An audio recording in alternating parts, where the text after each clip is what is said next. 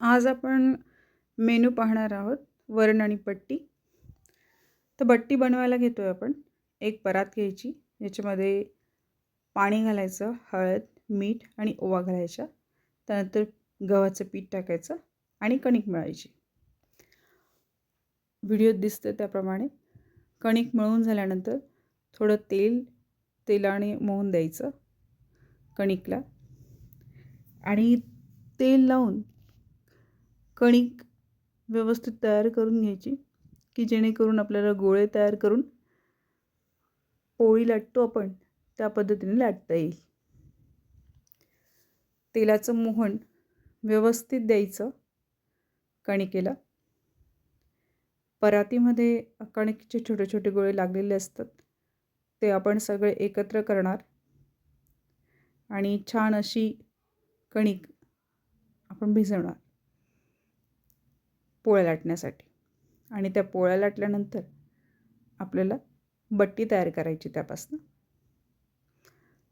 जेव्हा बट्टी बनवतो आपण तेव्हा त्याच्यात कणिक भिजवताना जी कणिक भिजवली जाते ती योग्य पद्धतीने भिजवणं खूप आवश्यक असतं. त्यामध्ये मीठ, तेल, ओवा हे सगळं साहित्य टाकलंच पाहिजे. ओवा टाकल्या की एक छान चव येते बट्टीला आणि मीठ त्यात आवश्यक असतं. त्यामुळे छान खुसखुशीत होते बट्टी.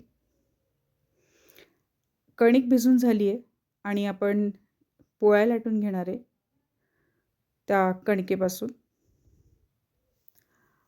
आणि व्यवस्थित अशी छानशी पोळी लाटून झाली की त्याच्यावरती आपण तेल लावायचं, थोडं पीठ टाकायचं गव्हाचं आणि त्या लाटलेल्या पोळीला आपण विभागून घ्यायचं. बट्टी वाफवण्यासाठी जसं फुणके वाफवण्यासाठी एक भांडं घेतो आपण, ज्यात पाणी घालायचं आणि त्या पाण्याच्या वाफेपासून फुणके शिजवतो त्याप्रमाणे बट्टीही शिजवायची. त्या एका भांड्यात पाणी घालायचं, त्यानंतर त्याच्यावरती आपण जाळीदार भांडं ठेवूया. त्या जाळीदार भांड्याला आतून थोडं तेल लावायचं आणि जी काही पोळी आपण लाटून घेतली आहे ती अशा पद्धतीने फोल्ड करायची.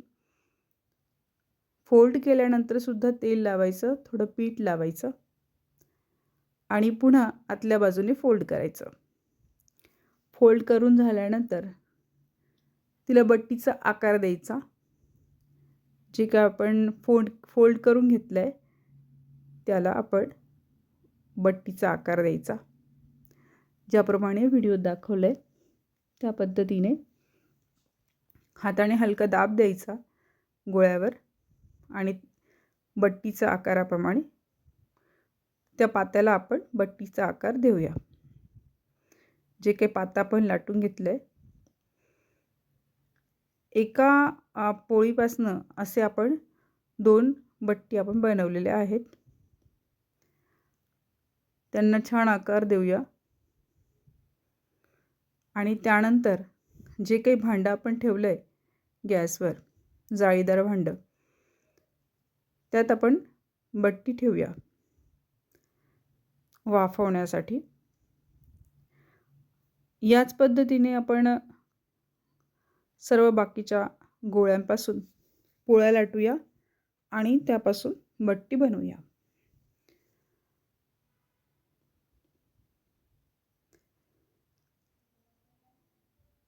कणिकमध्ये जी काही आपण हळद टाकतो त्यामुळे कणकेला छान पिवळा रंग येतो.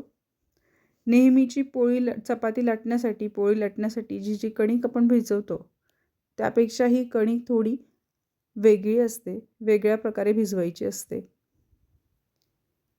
जेणेकरून बट्टी ही छान कुरकुरीत होईल आणि चविष्ट लागेल.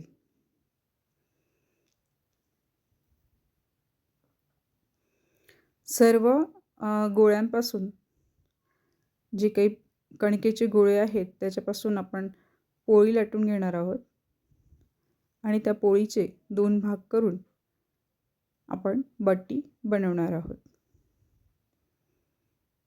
आणि त्या सर्व बट्टी सर्व गोळ्यांपासून जे काही आपण बट्टी बनवणार आहोत त्या सगळ्या बट्टी आपण जाळीदार भांड्यात ठेवणार आहोत, जेणेकरून त्या सर्व बट्टींना वाफ मिळेल आणि त्या पूर्णतः वाफवून घेऊ आपण. वाफवलेली जी काही बट्टी असते ती सुद्धा लाभदायक असते खायला, अतिशय छान लागते, अतिशय चवदार असते. आणि अशी ही बट्टी जेव्हा आपण छान फोडणी मारून केलेल्या वरणासोबत खातो तेव्हा एक आपल्याला अन्नाचा आस्वाद घेतला जातो आपल्याकडनं आणि आपल्याला त्यातमध्ये छान वाटतं. अतिशय चविष्ट अन्नपदार्थ असतो. या पद्धतीने आपण सर्व बट्टी बनवून घेतल्या आहे आणि ते भांडं आपण झाकतोय, जेणेकरून लवकरात लवकर बट्टी शिजेल, तिला वाफ मिळेल छानशी. हे पहा, आपल्याला दिसतंच आहे की बट्टी ही खूप छान शिजली आहे, तिला पुरेशी वाफ मिळाली आहे. आणि आपण एक चमचीने बट्टी पूर्णतः शिजली आहे का हे तपासून पाहायचं. थोडीशी कच्ची राहिली आहे म्हणून आपण झाकण लावलं आणि पुन्हा वाफ घ्यायला सुरुवात केली. आता आपल्याला जाणवतं आहे की बट्टी ही पुरेशी शिजलेली आहे आणि एक एक चमच्याने बट्टी आपण काढून घेऊया एका परातीमध्ये. आणि ही पूर्णतः वाफवलेली जी काही बट्टी आहे तिच्यासोबतही आपण वरण आणि बट्टी असं खाऊ शकतो. पण का समजा ही अशी कच्ची बट्टी आपल्याला खाण्यापेक्षा जर तिला आपण तळून खाणं हे जर आवडत असेल तर जी काही आपण वाफवलेली बट्टी आहे तिचे 4 भाग करायचे, जसे की आता व्हिडिओत दिसतंय त्या पद्धतीने. आणि हे जे 4 भाग आपण एका बट्टीचे करणार आहोत त्या 4ही भागांना आपण एक कढई आपण गॅसवर ठेवायची, त्यात थोडं तेल घालायचं आणि त्यामध्ये हे बट्टीचे जे तुकडे आपण केलेत छोटे छोटे, एका बट्टीपासून 4 तुकडे केलेत, त्या पद्धतीने एका कढईत तेल ओतायचं, ती गॅसवर ठेवायची आणि त्यानंतर त्या तेलामध्ये ते तेल पुरेसं गरम होऊ द्यायचं. जेवढ्या आपण बट्ट्या तळायला घेणार आहोत, जे काही आपण तुकडे घेणार आहेत तळायला, एका साईडला मी वरणही लावलं आहे म्हणजे त्या वरणासोबत बट्टीचा आस्वाद घेता येईल म्हणून. तर ते बट्टीचे तुकडे आपण तळणार आहे त्याच्या आधी आपल्याला चेक करायचं आहे, तपासून पाहायचं आहे की तेल पुरेसं गरम झालं आहे का. मग बट्टीचा एक छोटासा तुकडा घ्यायचा, तो तेलात टाकून पाहायचा आणि तो तळला जातो आहे का तो छोटा तुकडा, त्याच्यावरून आपल्याला कळेल की तेल किती गरम झालं आहे म्हणून. जर तेल पुरेसं गरम झालं असेल तर आपण त्यामध्ये बट्टीचे तुकडे सोडणार आहोत आणि ते बट्टीचे तुकडे आपण तळून घेणार आहोत. हे पहा, आपल्याला दिसतंय की आपण बट्टीचे छोटे छोटे तुकडे आपण त्या तेलामध्ये टाकलेले आहेत. गिलके करणं गरजेचं होतं आणि या पद्धतीने आपण गिलके करणं फार गरजेचं होतं, म्हटलं खराब झाले असते नंतर.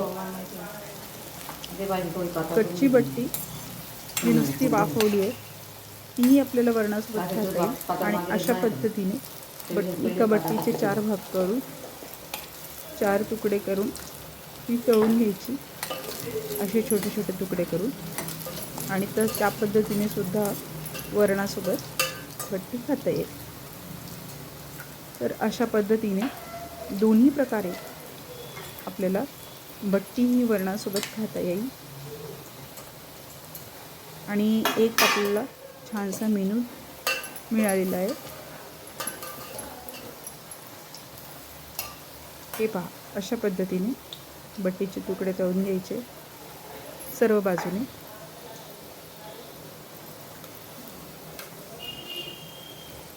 थोडासा लालसर रंग येईल अशा पद्धतीने खूप अशी जळू द्यायची नाही तिला.